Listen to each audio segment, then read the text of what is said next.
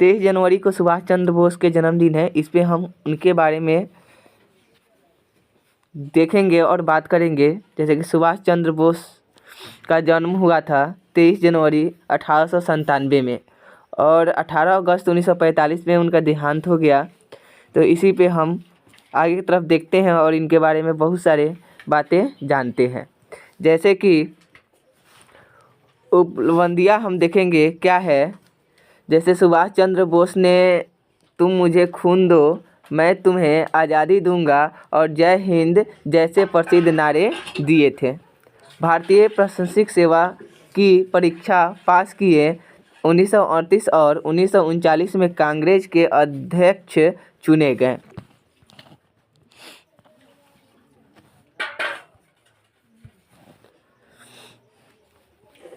उन्नीस में fraud block का गठन किया। अंग्रेज़ों को देश से निकालने के लिए आज़ाद हिंद फौज की स्थापना की।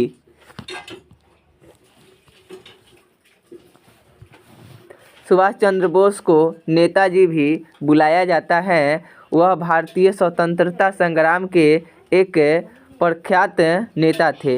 हालांकि देश की आज़ादी में योगदान का ज़्यादा श्रेय महात्मा गांधी और नेहरू को दिया जाता है, मगर सुभाष चंद्र बोस का योगदान भी किसी से कम नहीं था।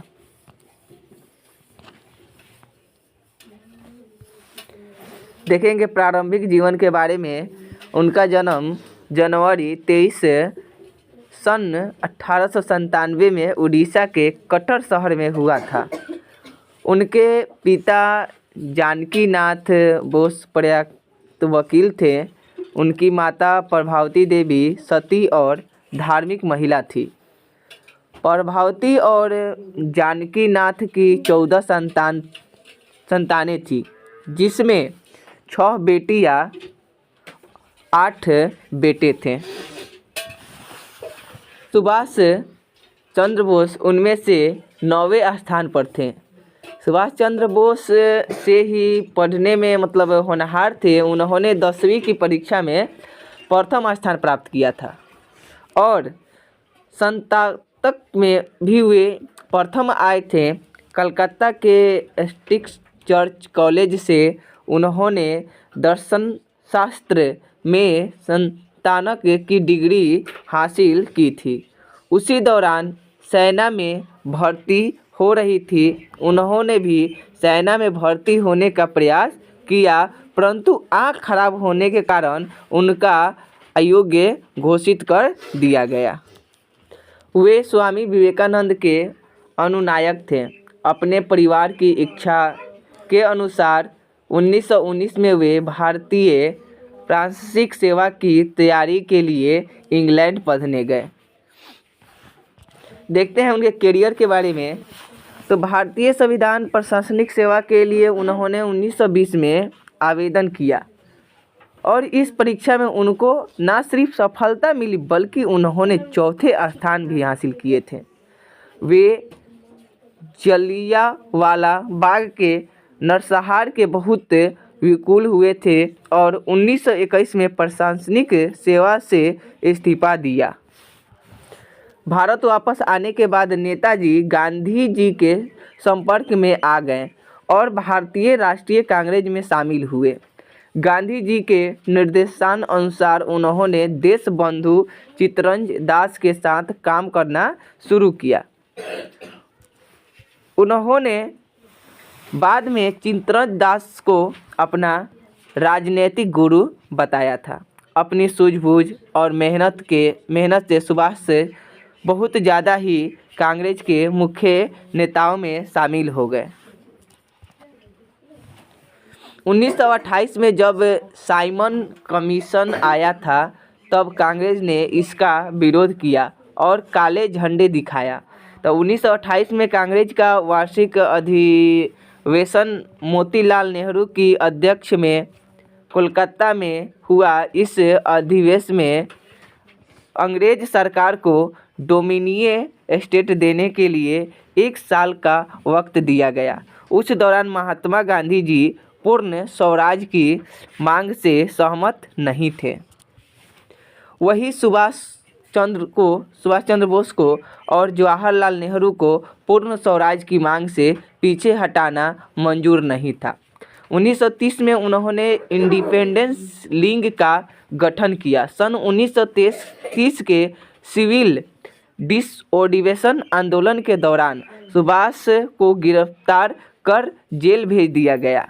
गांधी जी इरविन पैकेट के बाद 1931 में उनकी रिहाई हुई तो सुभाष चंद्र ने गांधी इरविन पैकेट का विरोध किया और सिविल डिसओबिडिएंस आंदोलन को रोकने का फैसला भी वह खुश नहीं थे। सुभाष चंद्र बोस को जल्दी ही बंगाल अधिनियम के अंतर्गत दोबारा जेल में डाल दिया गया। इस दौरान उनको करीब 1 साल तक जेल में रहना पड़ा और बाद में बीमारी की वजह से उनको जेल से रिहाई मिली। उनको भारत से यूरोप भेज दिया गया। वहां उन्होंने भारत और यूरोप के मध्य राजनीतिक और सांस्कृतिक संबंधों को बढ़ाने के लिए कई शहरों में केंद्र स्थापित किए। उनके भारत आने पर पाबंदी होने बावजूद वो भारत आए और परिणामतः उन्हें 1 साल के लिए जेल जाना पड़ा। 1937 के चुनाव के बाद कांग्रेस पार्टी 7 राज्यों में सत्ता में आई और उसके बाद सुभाष को रिहा किया गया। इसके कुछ समय बाद सुभाष कांग्रेस के हरिपुरा अधिवेशन 1938 में अध्यक्ष चुने गए। अपने कार्यकाल के दौरान सुभाष ने राष्ट्रीय योजना समिति का गठन किया। 1939 के त्रिपुरा अधिवेशन में सुभाष चंद्र बोस को दोबारा अध्यक्ष चुन लिया गया। इस बार सुभाष चंद्र बोस का मुकाबला पट्टभी सीतारामैया से था।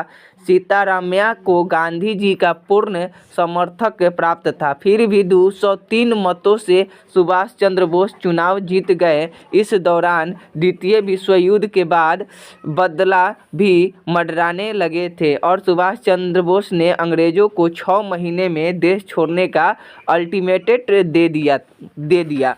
सुभाष चंद्र बोस के इस खेके का विरोध गांधी जी समेत कांग्रेस के अन्य लोग ने भी किया, जिसके कारण उन्होंने अध्यक्ष पद से इस्तीफा दे दिया और फॉरवर्ड ब्लॉक की स्थापना की। सुभाष चंद्र बोस ने अंग्रेजों द्वारा भारत के साधनों का द्वितीय विश्व युद्ध में उपयोग करने का घोर विरोध किया और इसके खिलाफ जन आंदोलन शुरू किया।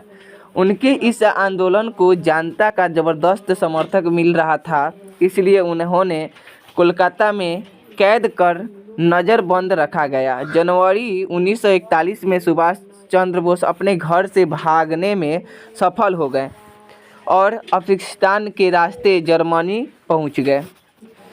दुश्मन का दुश्मन दोस्त होता है वाली धारणा के मद्देनज़र उन्होंने ब्रिटिश राज्य को भारत से निकालने के लिए जर्मनी और जापान से मदद की गुहार लगाई। जनवरी 1942 में उन्होंने रेडियो बर्लिक से प्रेशर करना शुरू किया, जिससे भारत के लोगों में उत्साह बढ़ा। वर्ष 1943 में वो जर्मनी से सिंगापुर आए।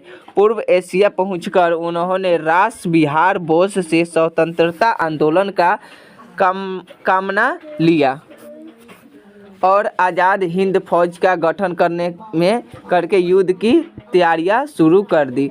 आज़ाद हिंद फौज की स्थापना मुख्यतः जापान सेना द्वारा अंग्रेज फौज से पकड़े हुए भारतीय युद्धबंदियों को लेकर किया गया था।